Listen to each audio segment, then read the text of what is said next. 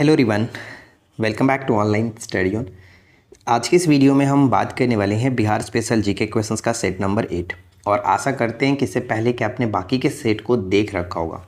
कल मैंने आपको 1 से लेकर के 7 पार्ट तक का मास्टर वीडियो भी दिया था, जिसमें बहुत ही बेहतरीन क्वेश्चंस आपको शामिल कराए गए हैं।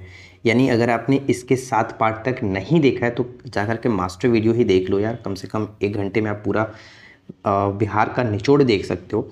तो अगर आप ये सब नहीं कर रहे हो तो सबसे बड़ी लापरवाही है यार आपकी। मतलब आप एग्ज़ाम्स को लेकर के बिल्कुल भी फोकस ही नहीं हो और आपको लगता है कि हम ऐसे ही प्रिपरेशन करके एग्ज़ाम निकाल लेंगे, तो अच्छी बात है। देखिए, आज की इस वीडियो में हम सेट नंबर 8 देखेंगे और पीडीएफ की बात करें तो पीडीएफ हम 7 और 8 दोनों का पीडीएफ आज आपको एप्लीकेशन पर प्रोवाइड करा देंगे। जो भी कोर्स में जुड़े हुए हैं आप उस कोर्स में देख लीजिएगा। चलिए शुरू करते हैं। सबसे पहला प्रश्न आपकी स्क्रीन पर ये है कि बिहार का पहला उर्दू समाचार पत्र कौन सा था। तो बिहार का पहला उर्दू समाचार पत्र आता है नूरुल अनवार।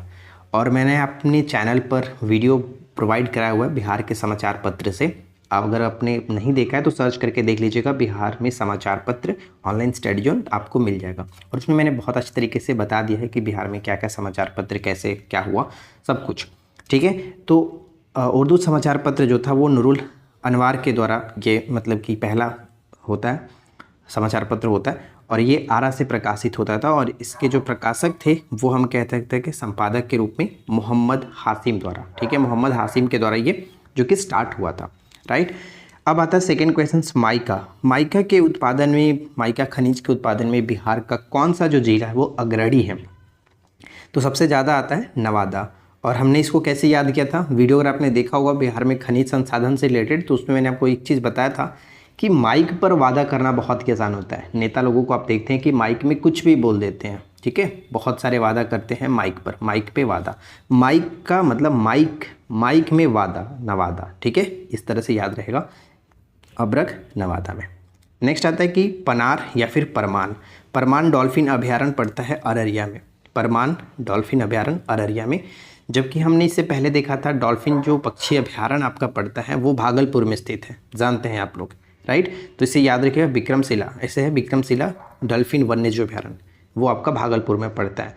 और बाकी मैंने यहाँ पे 3 और लगा रखा, जैसे कि सेरियामन पक्षी विहार बेतिया में है, पश्चिमी चंपारण के बेतिया में। कांवर झील जो है वो आपका बेगूसराय में पड़ता है और उदयपुर अभयारण्य पश्चिम चंपारण में पड़ता है। तो ये तीनों भी याद रखेंगे।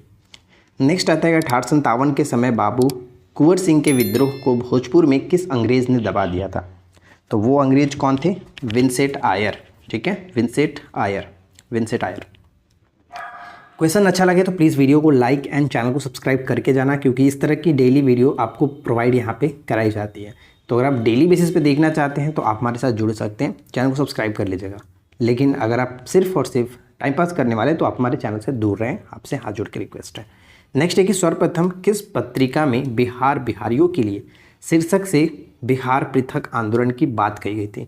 तो यहाँ पे बहुत सारी चीज़ें ध्यान रखना। सर्वप्रथम किस पत्रिका में, तो बिहारियों के लिए शीर्षक से बिहार पृथक आंदोलन की बात की गई। तो ये था मुर्द ए सुलेमान, ठीक है, मुर्द ए सुलेमान पत्रिका में बिहारियों के शीर्षक से प्रकाशित हुआ था, जिसमें बिहार पृथक आंदोलन की बात कही गई थी। और ये 1876 में हुआ था, 1876 में प्रकाशित, मुंगेर से, ठीक है, मुंगेर से। अब यहाँ पे देखिए एक और आता है, मैंने नोट में लिखा है कि कसीद उर्दू पत्र ने बिहार को बंगाल से पृथक करने की जोरदार वकालत की थी। कौन, तो कसीद। और ये था आपका 1877।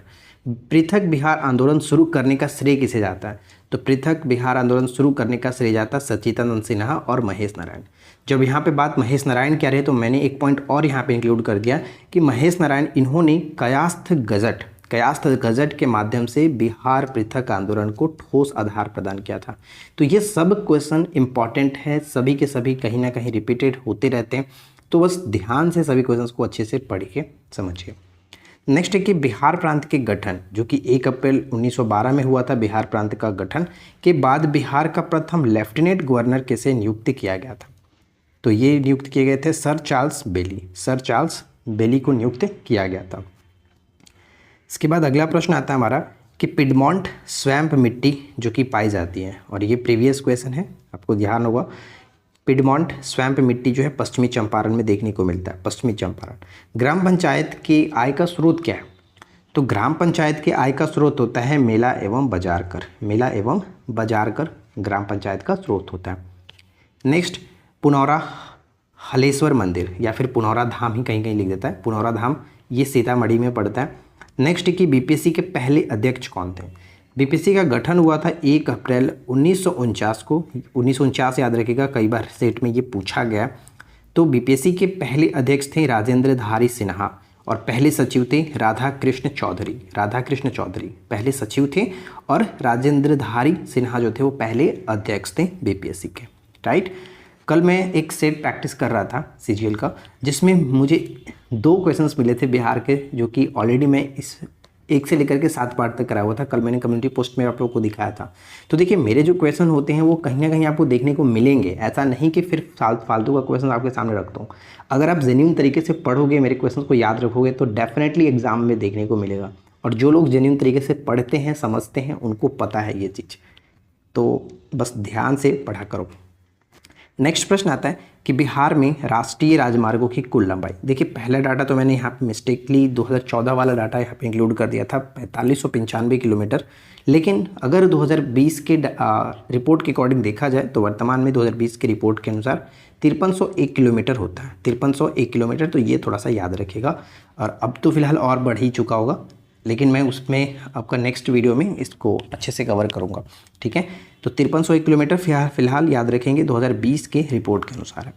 चाणक्य पुरस्कार किस क्षेत्र में दिया जाता है? तो चाणक्य पुरस्कार राजनीतिक शास्त्र में दिया जाता है। राजनीतिक शास्त्र में ये पुरस्कार दिया जाता है। बिहार सोशलिस्ट पार्टी के संस्थापक कौन थे?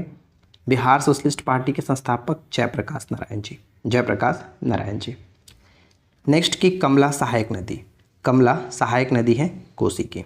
कोसी की सहायक नदी है और कोसी के बारे में हमने बहुत सारी चीज़ें डिस्कस किया और सबसे ज़्यादा प्रश्न पूछा था कि बिहार के शोक के रूप में किस नदी को जानते हैं? कोसी नदी को। नेक्स्ट आता है कि बिहार में पर्वत पादीय मिट्टी के विस्तार को किस नाम से जानते हैं? पर्वत पादीय मिट्टी के विस्तार को भाबर क्षेत्र कहा जाता है। भाबर क्षेत्र। पश्चिमी चंपारण के उत्तर पश्चिम भाग में शिवालिक पर्वत के पादीय भाग को पर्वत पादीय मिट्टी के नाम से जानते हैं हम लोग। और इसके बाद का जो प्रश्न है, देखेंगे कि बिहार में तराई मिट्टी का विस्तार किस तरह से। तो बिहार में तराई मिट्टी का जो विस्तार है पर्वत पादीय मिट्टी के दक्षिणी भाग में होता है। यानी ऊपर में जो क्वेश्चन हमने देखा था उसके नीचे जो भाग में मिट्टी पाई जाती है उसे तराई मिट्टी का विस्तार कहा जाता है। तराई मिट्टी पाई जाती है और इसकी जो चौड़ाई होती है वो 5 से 7 किलोमीटर होता है। 5 से 7 किलोमीटर चौड़े पट्टी के रूप में ये तराई मिट्टी देखने को मिलता है। और इसका जो विस्तार है वो पश्चिमी चंपारण से लेकर के किशनगंज तक, यानी ऊपर का जो छोर से आप देखते हो यहाँ से लेकर के यहाँ तक पूरे छोर में आपका ये 7 किलोमीटर तक ये मिट्टी फैला हुआ है इस तरह से, ठीक है, तराई मिट्टी। और इसमें क्या होता है कि गन्ना, धान और जूट कृषि के लिए ये मिट्टी प्रसिद्ध होती है।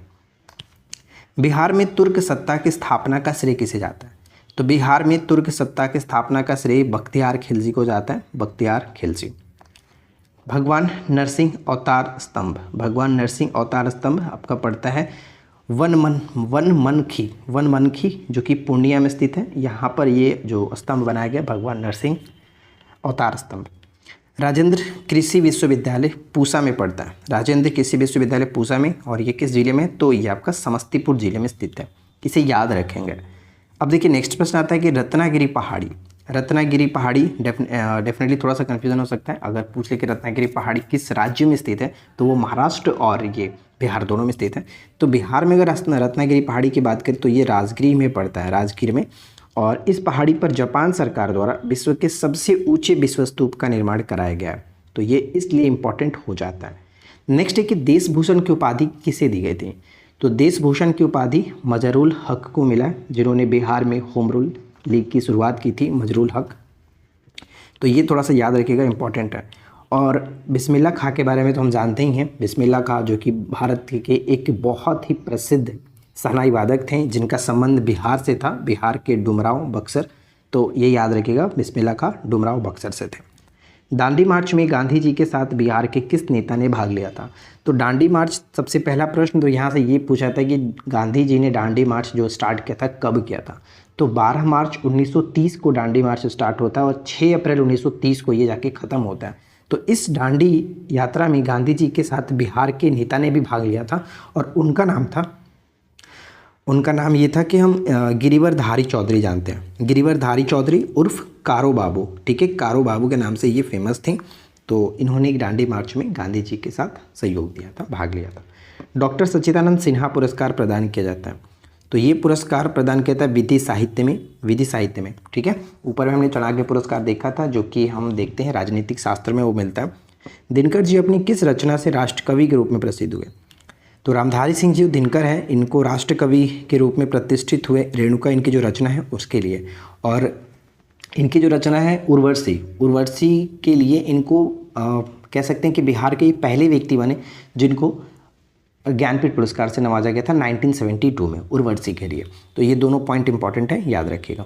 नेक्स्ट आता है कि लोकनायक जयप्रकाश नारायण की जीवनी पर आधारित पुस्तक जयप्रकाश, यानी लोकनायक जयप्रकाश नारायण की जीवनी पर आधारित पुस्तक है जयप्रकाश के लेखक कौन है?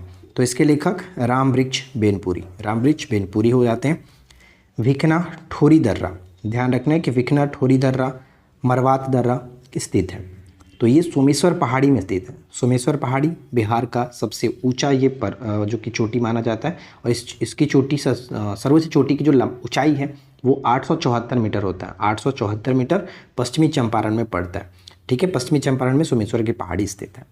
बिहार में सोमनाथ मंदिर कहाँ स्थित है?